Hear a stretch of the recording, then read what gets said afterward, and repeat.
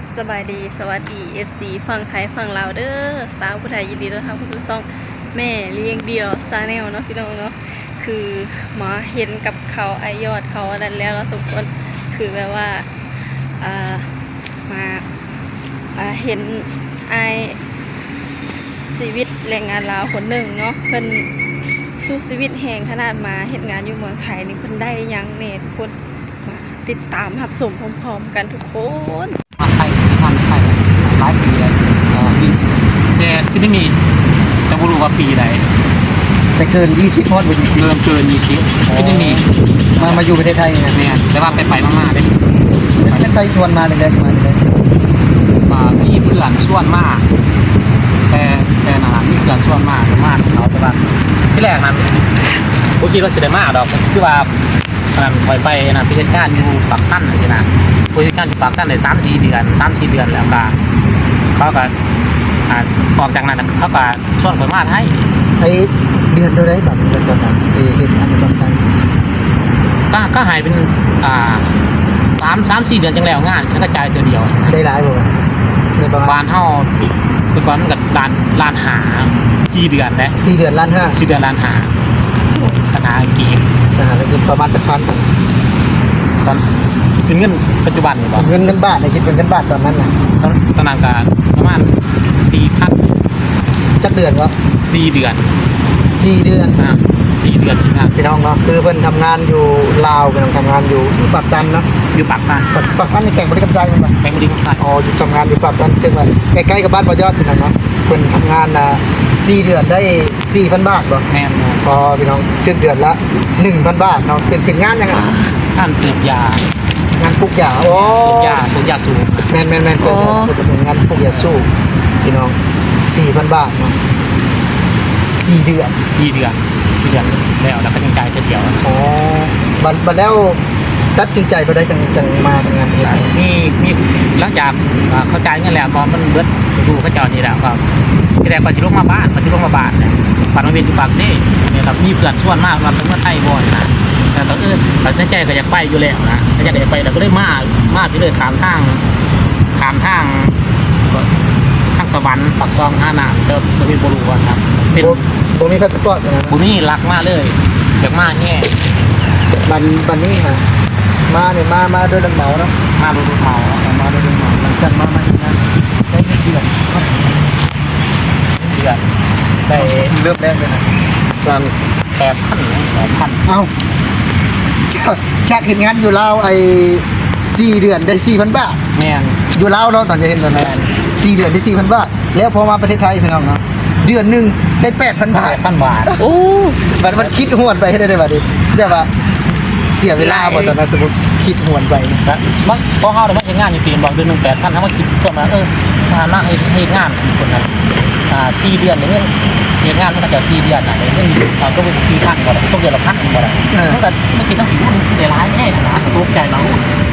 มันคือได้เงินหลายแท้ใช่นะถ้าได้ดีกว่าคือเฮ็ดงานอยู่ลาวเนาะคือตะกี้ก็บ่เคยมาก็บ่ฮู้ว่าสิได้เท่าใดเนาะบ่ฮู้ด้วยตัวมาหมู่ซื่อหมู่พามาบ่ว่าเงินเดือนเท่าใดนะหมู่พามาก็เฮ็ดหมู่คือเฮ็ดอยู่บ้าน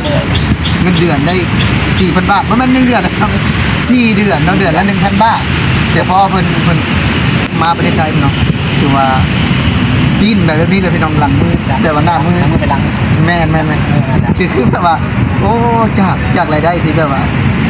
แทบจะมาบ่พอกินฉันไปซ้ำเนาะแต่พอมาประเทศไทยนี่ก็ถือว่าได้เดือนละ8,000 บาทนี่ก็ถือว่าสมควรนะเนาะสักประมาณจักปี20บ่20 ปีอ๋อพี่น้อง20 ปีได้เดือนละ 8,000 บาทจากการมาทำงานใน20 กว่าปีนี่แหละได้อย่างนี้10 กว่าปีก็ได้หลายอย่างบ้านได้หลายอย่างบ้านนี้บอกได้ผมมูลค่าประมาณบาท8 แสนจากการทำงานในประเทศไทยนี่แม่8 แสนทำงานในประเทศไทยพี่น้องเนาะได้เดือนเล็กๆเดือนละ 8,000 บาทเนาะปัจจุบันนี้ก็เดือนละกว่าแล้วปัจจุบันนี้แต่ว่าเพิ่นเก็บกำรวมมาพี่น้องก็ได้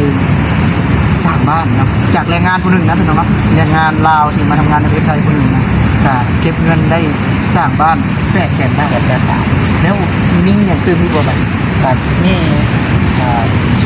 รถ มอไซค์แหละ รถมอไซค์ มอไซค์ รถมอไซค์นี่รถ Honda บ่ มันด้าเป็นมันด้า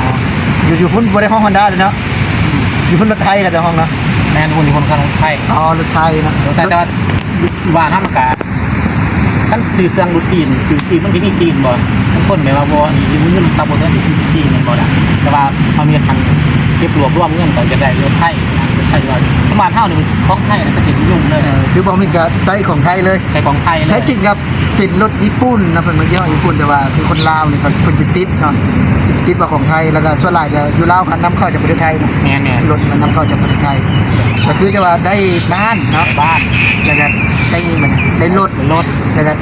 ราคาได้ต้องสักชิ้นเอาเป็นช่องเป็นยังเลยแหละเอฟแต่ราคา ก็ถือว่าได้หลายอย่างเนาะถ้าหากว่าบ่มาประเทศไทยนี่คือสิบ่มีโอกาสแบบนี้นะ กินกันยังไงเดี๋ยว ถ้าเฮาบ่มาประเทศไทยนี่คือจะบ่ได้มีโอกาสคือเพิ่นเว้าแล้วเนาะ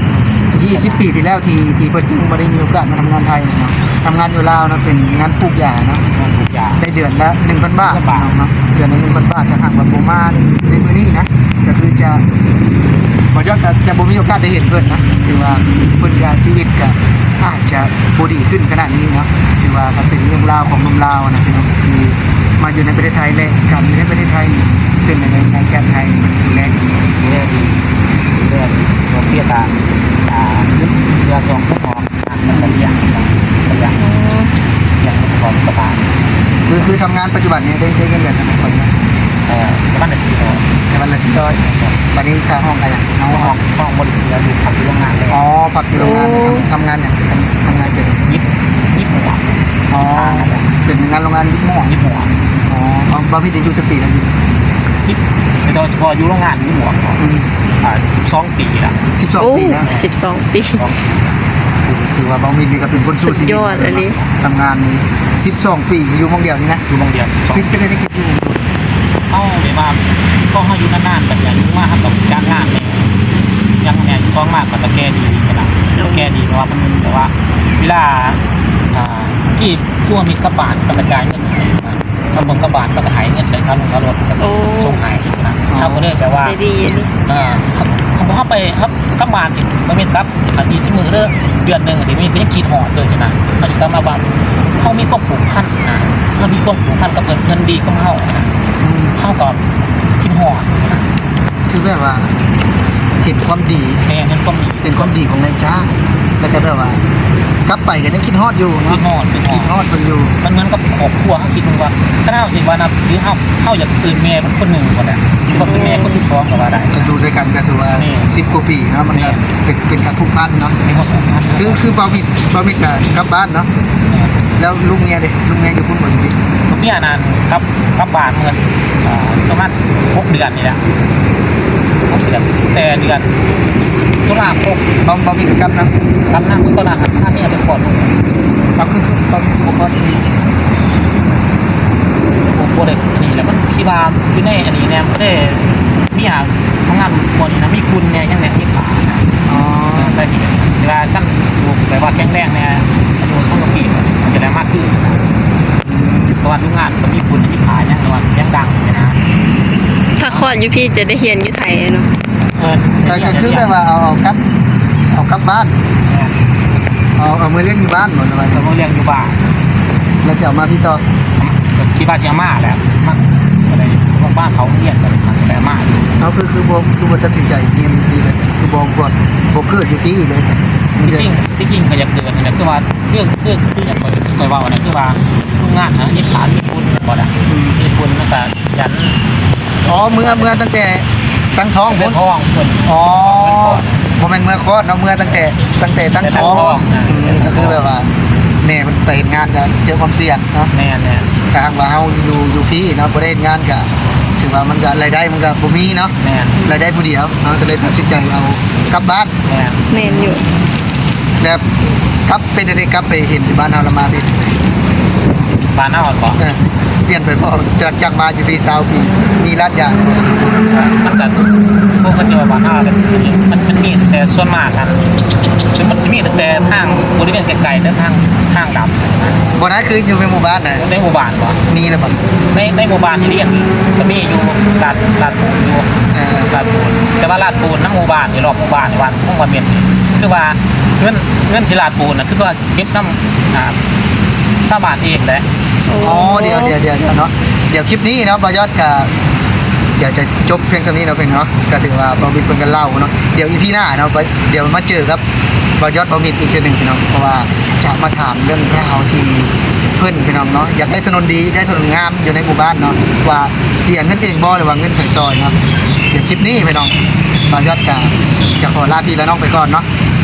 สวัสดีครับ ขอบคุณค่ะ